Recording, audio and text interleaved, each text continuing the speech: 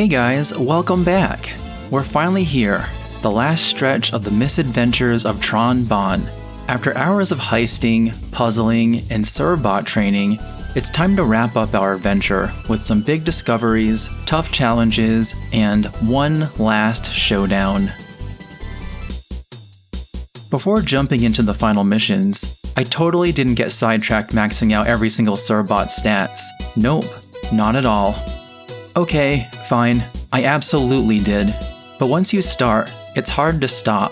Plus, I figured out how to exploit the speed minigame with the emulator's slow motion feature. So, yeah, it had to be done. Servbot number 9 finally unlocked his sniper ability. Number 15 learned rapid, and number 18 picked up bazooka skills. With that, I had a fully optimized Servbot squad. Oh, and let's not forget the ruins. I even worked out the fastest route to hit the 5 brain-boosting treasure holds at warp speed, aka fast-forwarding through the tedious parts. Back to business. In the last farm mission, I had to wrangle horses by standing in their path so my Servbots could mount them. Horses, who knew?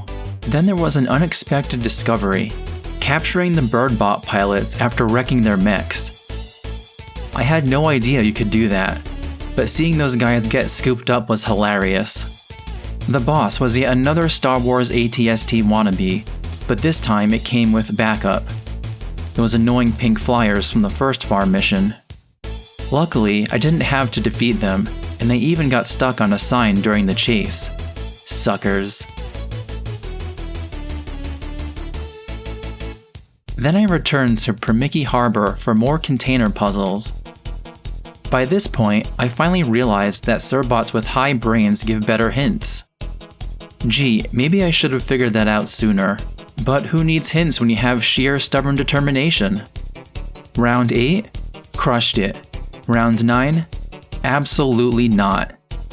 I spent an hour and a half struggling with that puzzle before admitting defeat. For now. My new rule? Either I beat it on my own, or it stays unbeaten forever.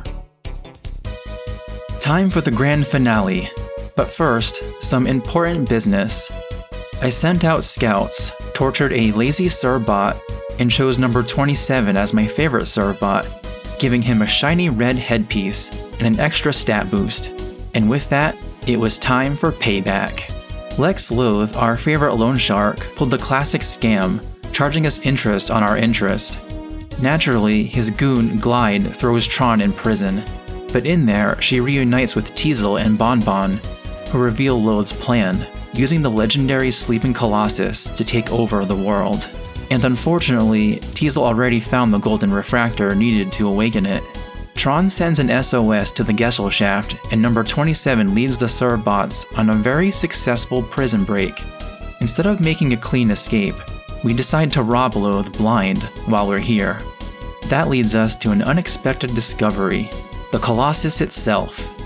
Glide makes one last stand, but with my fully optimized Servbots, I destroy his mech before he can even try anything.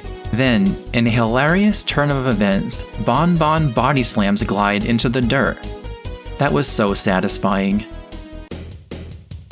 Loth, of course, still has one trick left, activating the Colossus.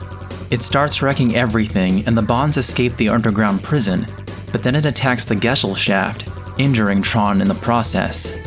So the Servbots take matters into their own tiny yellow hands. Their mission? Rip out all the energy pylons, keeping the Colossus running. And then, boss fight time. The Colossus had a ridiculously long health bar, but thanks to my favorite Servbot and his crew, we tear it apart in no time. With the golden refractor in hand, the Bonds turn Loth and glide over to the cops. Justice served. The credits roll, but there's more. Teasel claims the entire adventure went exactly as planned. Sure, buddy.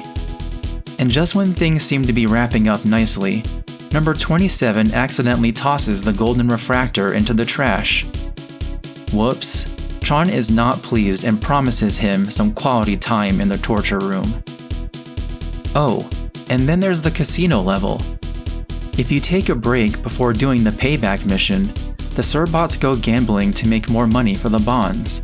There's bingo and high and low. High and low pays big if you're willing to abuse rewind, which I absolutely did. But wait, one last thing. I went to Permickey Harbor round 9 for another shot, and I beat it. Well, mostly. I solved the main puzzle, but never got the bonus box.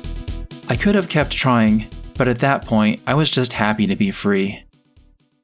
And that's it for the Misadventures of Tron Bonne. This game had way more depth than I expected. From the bank heists and Servbot hijinks to challenging ruins, tough minigames, and brain-busting container puzzles. It's wild how it turns the villains of Mega Man Legends into endearing protagonists, and I loved every second of it. What do you think?